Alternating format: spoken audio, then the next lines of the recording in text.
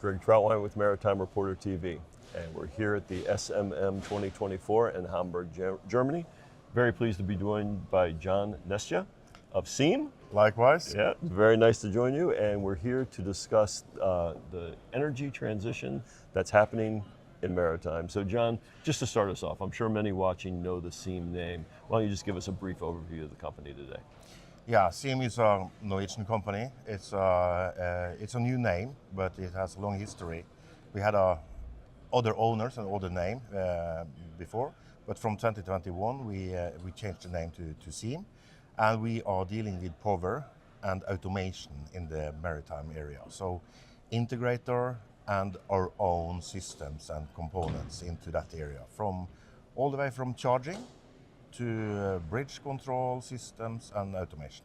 Excellent. Well, I mean, you sit at a very interesting point of the industry for me, because we talk about automation, we talk about fuel transition relentlessly.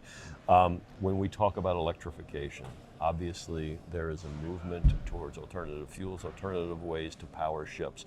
How does SEAM play in that electrification game? Starting early in the process, discussing the vessel and the infrastructure on board, and taking the risk away from ship owners that really are looking into battery as a fuel. Yeah, we have been, let's say, lucky in Norway because the government have required battery electric vessels for the fjords, the crossing, the passenger transport. So we took that opportunity as electrical engineers and automation engineers. Okay, here is something going on. We need to follow that route. So in Norway, overall we are close to 100 vessels that are operating on battery only, charged from shore. So in fact, these vessels are working on the waterfalls in Norway, from the power from there. So and by saying that, I mean 100 vessels. It's more or less an off-the-shelf solution in Norway. We have a good portion of those. We have delivered complete systems to around 80 vessels.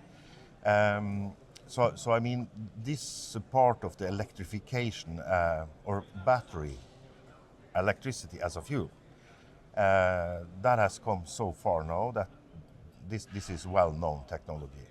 For the rest of the world that are looking at electrification, short sea shipping, coastal shipping, the solutions are there. Let's say, is it possible or not?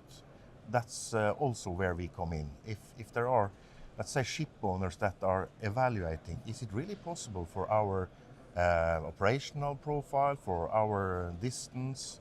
Well, we have now so much experience that I think it's good to dive into it and have a look at it. When you look at Norway, and you specifically referenced 100 vessels, but can you dive a little deeper into the use of battery technology today and its future in Norway?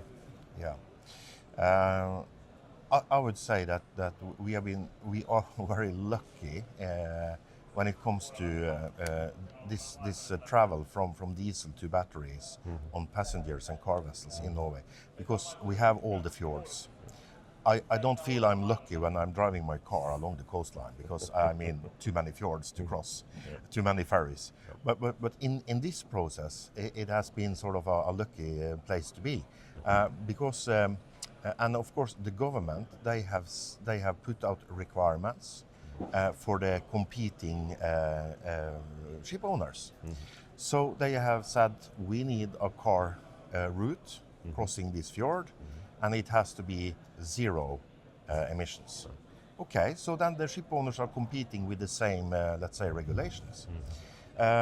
So maybe there are something to learn from that, from to other countries. Regulation is a big portion of this, to give, let's say, similar competing companies for this contract. The level playing field. Yeah. Exactly. So that is sort of the lucky place for us in this process. And of course, I would say the majority of what has happened within batteries in Norway is exactly passenger transport, car transport, government requirements, and of course long contracts. I mean, when the government then gives away a contract for this, let's say, crossing, 10, maybe 15, 20 years contract, and then, of course, they are covering portions of the cost. Having said that, if the investment is high, some of our customers, they say that the average maintenance cost is half on a battery vessel compared to a diesel vessel. Okay. May have to do something with low cost on the electricity in Norway, of course, but there are very few oil changes on a battery, and not many oil filters either. So you see, there are some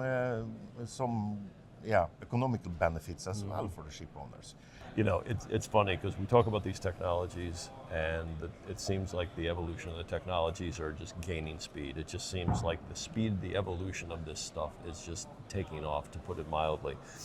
You know, so it seems sometimes difficult to talk about what's next. But I guess what's next? I mean, we're talking about batteries today. You're talking about alternative fuels. I know hydrogen's a big part of that conversation. What do you see coming next? I mean, in discussions with the ship owners, where we normally land and sit down and discuss this, we have one hydrogen ferry. It's a car ferry operating on liquid hydrogen. It has been sailing for 1.5 years. Day in, day out, crossing the fjord with cars and passengers. Liquid hydrogen and fuel cell.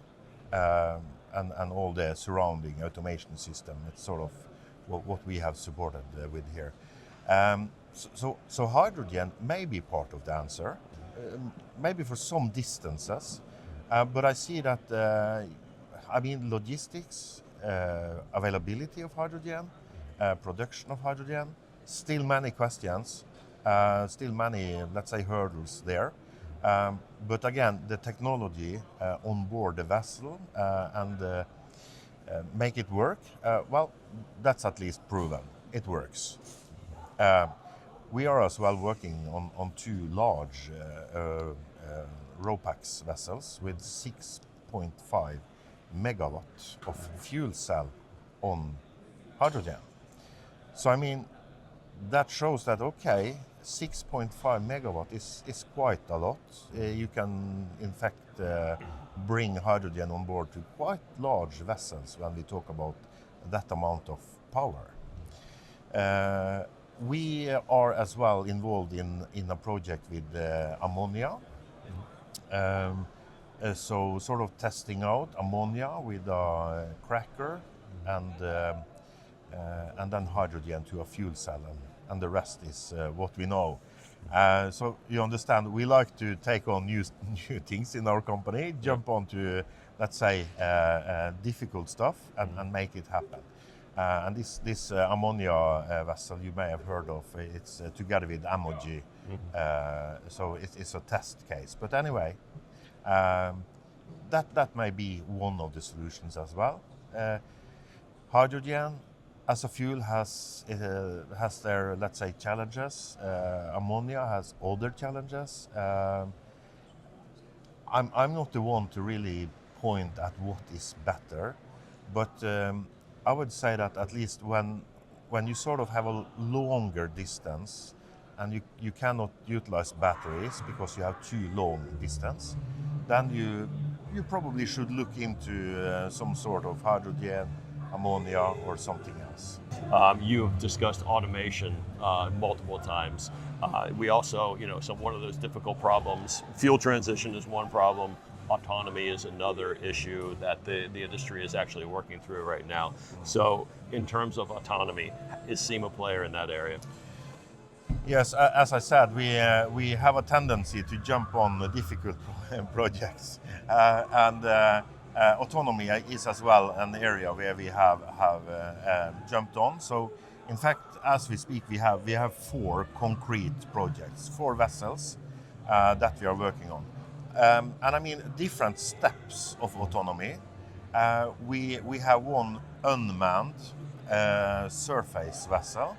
So that will be a completely unmanned vessel, but it will be remote controlled from shore. So that's sort of one step into this. Remote control is one way of doing it.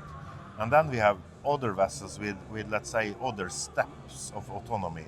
So what we do, we sort of prepare the vessels for full autonomy, even though it may go many years until we are there. But we take it step by step. Let's say we have all the sensors, all the cameras, so we have situational awareness, helping the people on board, maybe helping the ship owner to have less crew on board. So it is part of this making maritime more efficient, in fact, and making it more efficient with fuels and electricity and even on board the vessel, and take away some man hours, in fact, on board. So we are not at full autonomy yet, but these vessels are now built with a specification that says full autonomy maybe at the end step. So we start step by step, making the systems what we need towards autonomy.